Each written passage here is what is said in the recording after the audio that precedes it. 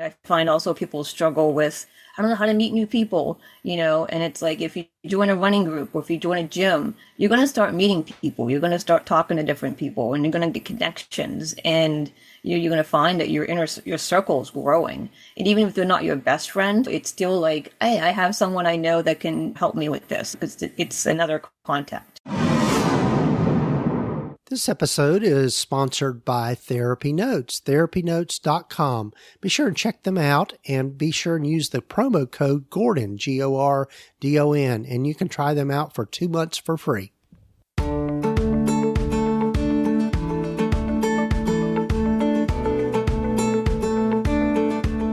Over 15 years ago, when I started my private practice, I had to learn a lot, and most of it the hard way, and I don't think you need to do the same.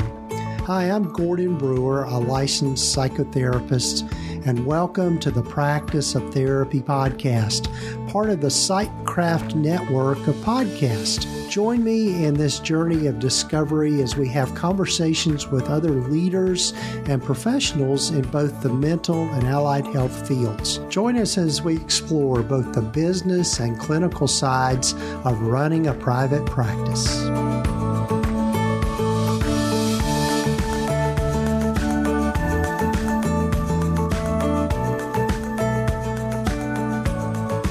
Well, hello, everyone, and welcome to the podcast. This is episode number 368 of the Practice of Therapy podcast. I'm Gordon Brewer, and glad you've joined us for this particular episode. Looking forward to you hearing from Dr. Kathryn Defilippi, and she and I talk about how physical activity and just getting into running has helped her in her practice. And it's really a very interesting story. I think one of the things that I know that a lot of us are not really good at, and that is our own self-care. But, for me, part of my daily routine is getting out in the mornings with some kind of movement, and whether it's going to the gym or getting out and walking on the green belt. And it's really become kind of a non-negotiable for me. But I'm really enjoying being out the days are getting longer, and just I think Kathryn brings a lot of insight into this for us, and just thinking about it. Before we get to that, though, I'd love for you to find out more about the Practice of Therapy Collaborative. Depending on when you're listening to this, the week of February 10th is when this comes out. Got just a few more days before the doors close on this membership community. The Practice of Therapy Collaborative is a membership community that I started in which we meet once a week to just talk about our practices. We have guest consultants join us. Sometimes we do kind of some teaching and that sort of thing. But it's a great way for you to find the support that you need at an affordable price, and doing some consulting and just having a community that will be supportive for you in your practice. Particularly in private practice, I think sometimes it gets kind of lonely, particularly for solo practices and maybe even group practice owners at times, of just having trusted colleagues that you can bounce things off of and just kind of learn different systems and processes and all of those things. So I would love for you to join the community. Again, if you'll go over to practiceoftherapy.com/practice collaborative, you can find out more about that. And there'll also be links here in the show notes and the show summary for you to get to that easily. And also, before we get to my conversation with Kathryn, love for you to check out mentalhealthweartn.com. It is an online store that sells all things swag around mental health recovery or mental wellness and addiction recovery, along with some great professional items for those of us in the mental health fields. If you're looking for that perfect LCSW t-shirt or sweatshirt, you can find it there. My friend Ashley has done a great job in putting this store together, and I'm really trying to help her promote this and get things going with all of that. So check it out, mentalhealthweartn.com. And if you order more than $50 worth of things, you can get free shipping. So great great deal on that. So also, before we get to my conversation with Kathryn, I'd love for you to hear from one of the members of the SightCraft Network, along with some words from our sponsor, TherapyNotes.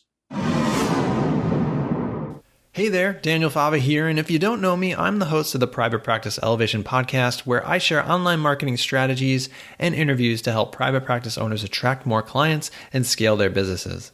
The Private Practice Elevation podcast is part of the SightCraft network of podcasts, and I'm super excited to be a part of this network alongside Gordon and the great work he's doing. If you haven't discovered the Private Practice Elevation podcast yet, you can find it wherever you listen to your podcasts.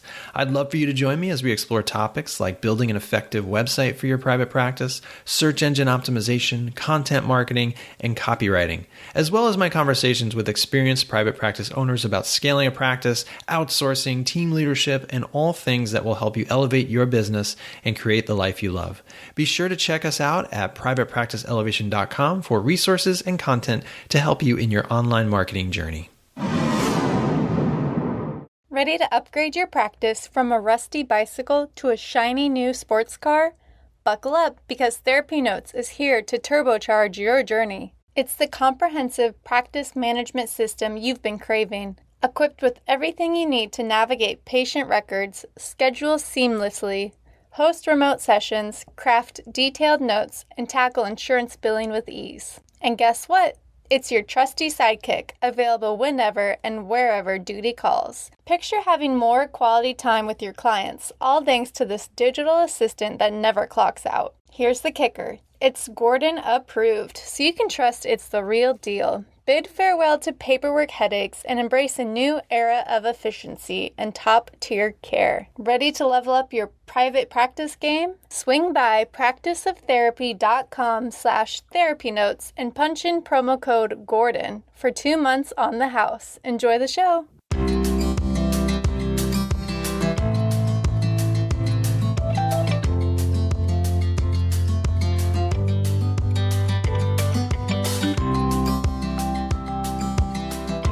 Well, hello, everyone, and welcome again to the podcast. And I'm looking forward to you meeting Dr. Kathryn Defilippi. And Kathryn, welcome. Glad you're here with us. Thank you. I'm glad to be here. Yes. And so as I start with everyone, why don't you tell folks a little bit more about yourself and how you've landed where you've landed? So I was never an athlete in high school or anything. I didn't really start running until I was in college. But even then, it wasn't like anything that I was doing super serious. I always had in the back of my mind, I wanted to do a marathon. And finally, in 2015, I ran my first marathon. And from there, it kind of just took off in terms of like the overall feeling. Like I noticed I was a small running group, and I noticed like everybody in my running group was super productive. You know, they had busy lives, and it's almost like, how do you manage physical activity, like training for a marathon, to, you know, being like a CEO of a company, you know? And I kind of just like thought about it, and it's like, there has to be like a magic potion there of like, you know, if you have more, if you're more physically exercise, if you're more physical, you know, you're more productive. You can manage your time better. You can manage stress better. You know, you can kind of feel like, oh, I can do this, instead of being like, oh, it's going to be so long to do this. It's going to be over an hour and I don't have time. So, you know, and I kind of just grew from there in terms of like running from marathons to ultra marathons. And, you know, I kind of did feel that way, that the more I trained, the more I ran. I kind of created a schedule. I'm very routine in my schedule.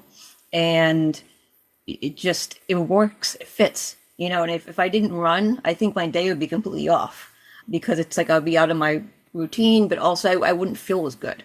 I wouldn't feel as productive. Right. Yeah. It's interesting. As you were saying all that, I was thinking about my day so far. This morning, I went to the gym and had a really good workout. I mean, it would just seem like it was, you know, a little more intense than I normally do. And I think it does it helps the endorphins and just increases all the feel good stuff. And particularly this time of year, here we are in January, and just the darker days here in the Northern Hemisphere, I think the exercise helps. Yes, I definitely agree. Even with the darker days, I get up early, even in the summertime when I get up and run, it's dark out, but it's part of my routine. And just going from there, I just feel better. I don't feel Hmm. as stuck in the house. Even if I don't know where Hmm. you are located. Here in Pennsylvania, it was a couple like -8 degrees, couple days here.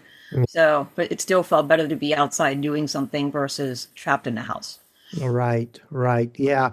Well, here where I'm located in Northeast Tennessee, it's been Okay. pretty cold for us over the last few weeks, and it's just hadn't gotten above freezing many days. So, I mean, Right. yeah, yeah. So, yeah, you ended up doing some kind of your dissertation work on this whole topic. And so what were some of the things that you've learned and maybe were surprised by?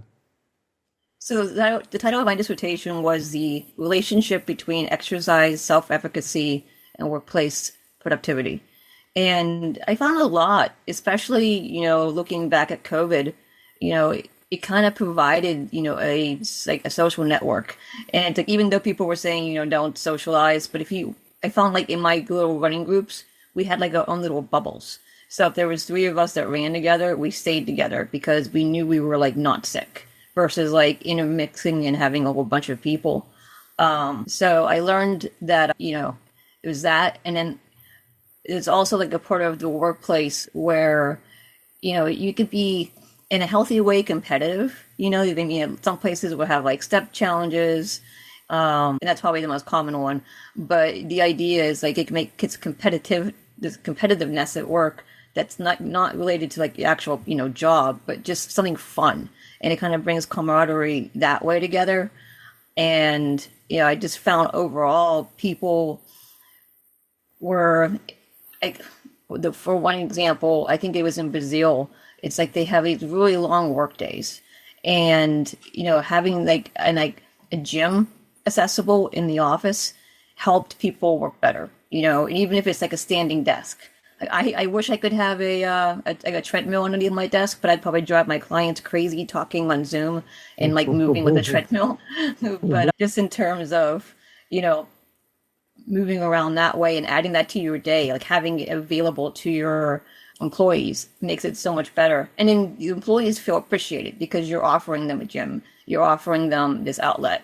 Even if it isn't like a gym, it's still like maybe, having an extra long lunch break where you can go for a walk and, just get outside more. So allowing that kind of aspect to the workday definitely, makes people more, they're going to feel better. They're going to feel better overall, and even getting sick. I found that like when I exercise, I very rarely get sick. So even that helps too with, insurance companies in not having like high premiums because your employees are going to be overall healthier. You're not going to have, you know, you're not going to have more obesity. You're going to be able to, it's going to help I guess the other umbrella of the insurance aspect of it. Yeah, yeah. Yeah, so in working with people, how do you kind of approach this just in your practice and that sort of thing? So the name of my company is called Running Alchemy, but by all means, it doesn't mean you have to run. I just use that because that's mine. Mine is running. But for other, it does not have to be running. It can be, weightlifting. It can be yoga. It can be meditation. And actually, to me, I find running to be very meditative because, like, especially in the morning when I run the same route, so I don't have to think about where I'm going. And I kind of just lose track of what I'm doing, and I think about my day. I think about like what's Hmm. going on. If I had a bad day yesterday, if I have a stressful day coming up with clients, it's like it's almost meditative to me, and it kind of puts me in that zone of like that Hmm. calmness. It sounds kind of weird, like you mean like running is meditative, but yes, I think it's very much meditative and can clear my head better and make me think more rational. So. Yeah, yeah. Well, I know there's been some research into the how bilateral stimulation kind of helps with mental health, and so we think about walking and just getting people that are struggling with depression, just getting them moving has a huge benefit. Oh yeah, yeah.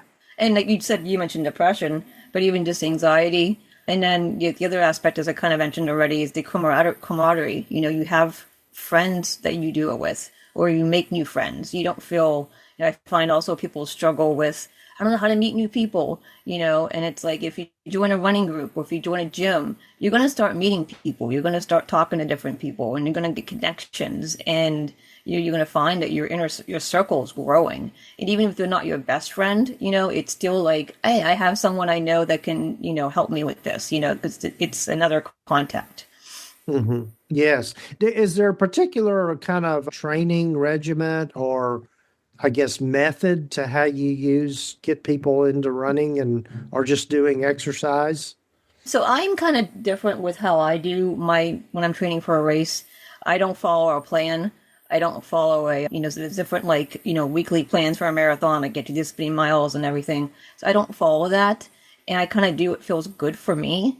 And I kind of recommend that to people as well. You don't have to have a specific, sometimes people will want to have a goal. So it's like, yeah, I'll give them that in sessions to say like, okay, if you do want to go, I'll give it to you. But for the most part, I encourage listening to your body.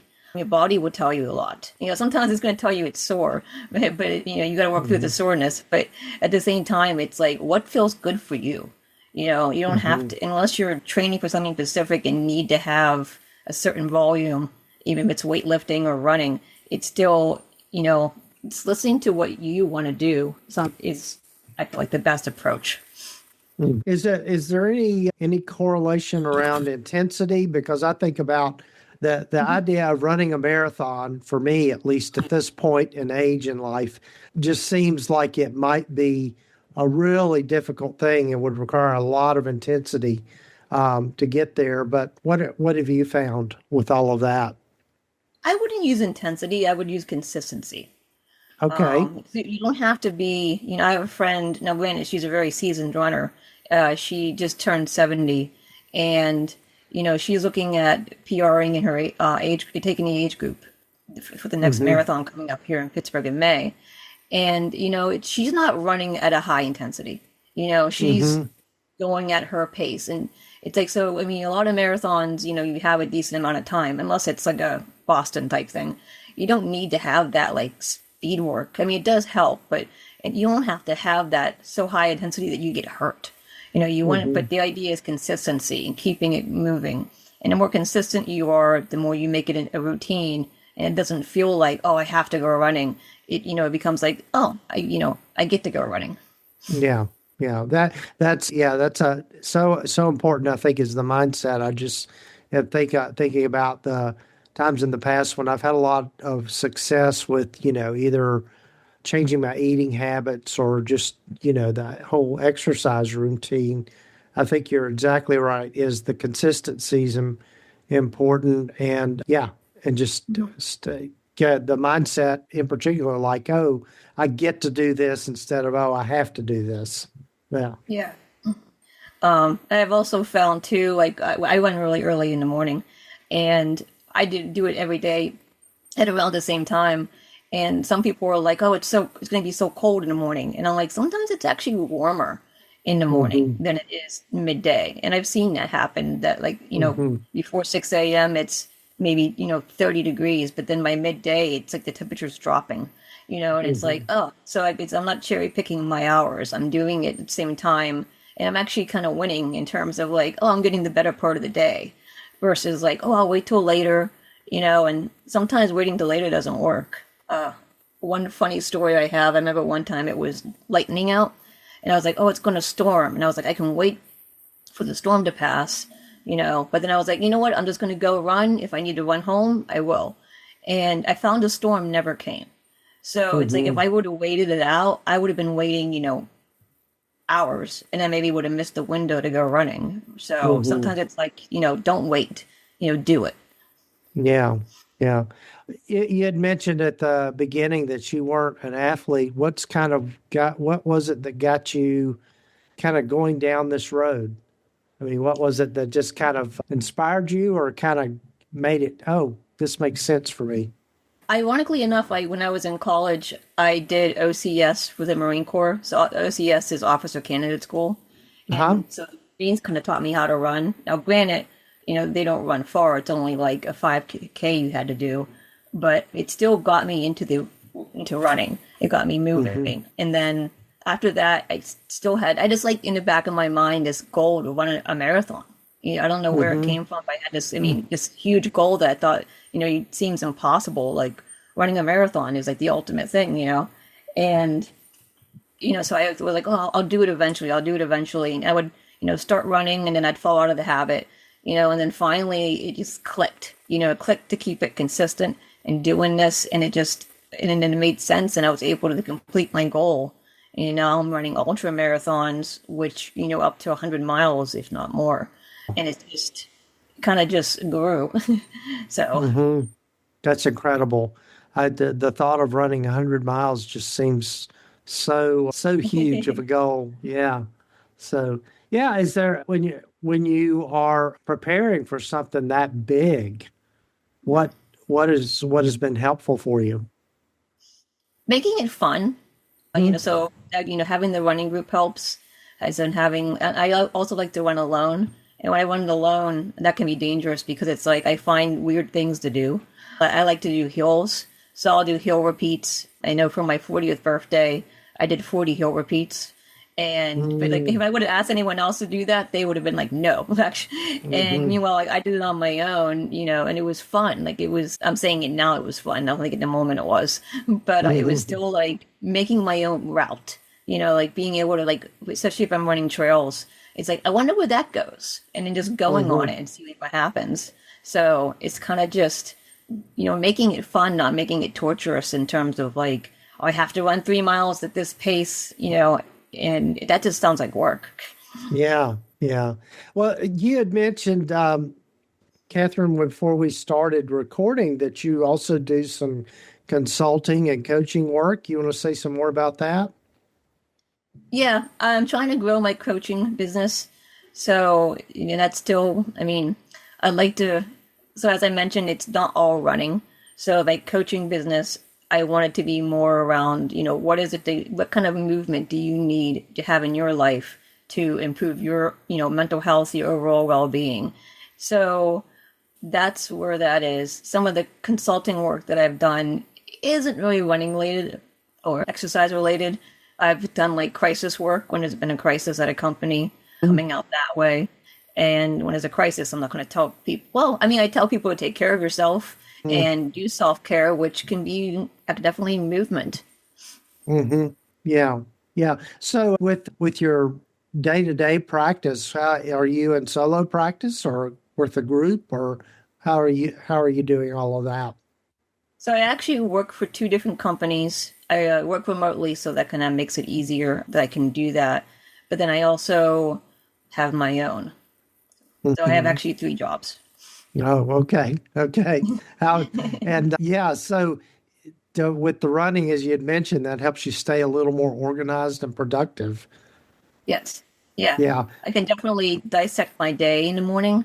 I kind of think about who I have, client-wise, what my day looks like, and I kind of map it out and, process that during the run. Yeah. Tell folks how they can get in touch with you if they want to find out more about your work and what you're doing. My website is Running Alchemy, and I have an email on there. You can definitely email me and contact me that way. I do have a freebie on it. It's like a workbook on just keeping yourself on track with your goals. And when I say goals, it doesn't have to be running a marathon. It could be anything. Your goal could actually be getting a new job. And I feel like, the movement part of it is, adding that you're going to get that new job. You're going to, reach that goal of yours, whatever it might be, through adding some kind of physical movement to your life. Yeah. Yeah. Well, that's great. And we'll have links in the show notes and the show summary for all of this. And well, Kathryn, I hope you stay warm when you're out early running at this time of year. And I really admire you being devoted to all of that.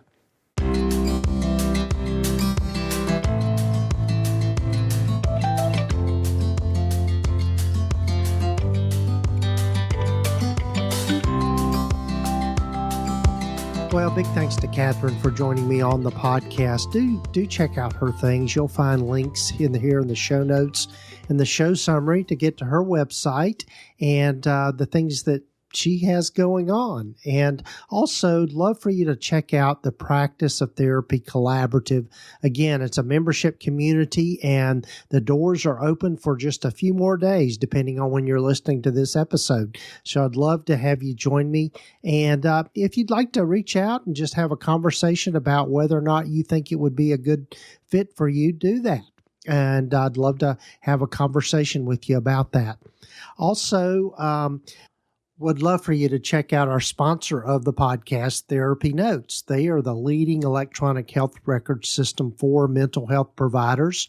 They're who I use in my practice, and I'm always impressed with all the new features that they're adding, and also their support is really second to none. So be sure and check them out by going to practiceoftherapy.com/therapynotes and use that coupon code Gordon, just GORDON, to try them out for 2 months for free. And I think you will be thoroughly impressed with them. I know I am every day. So check them out.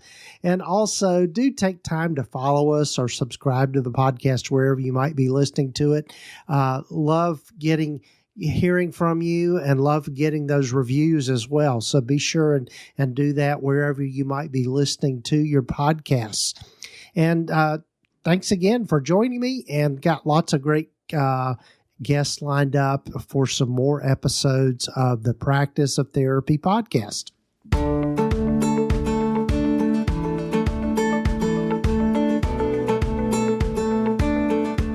You've been listening to the Practice of Therapy podcast with Gordon Brewer, part of the PsychCraft network of podcasts.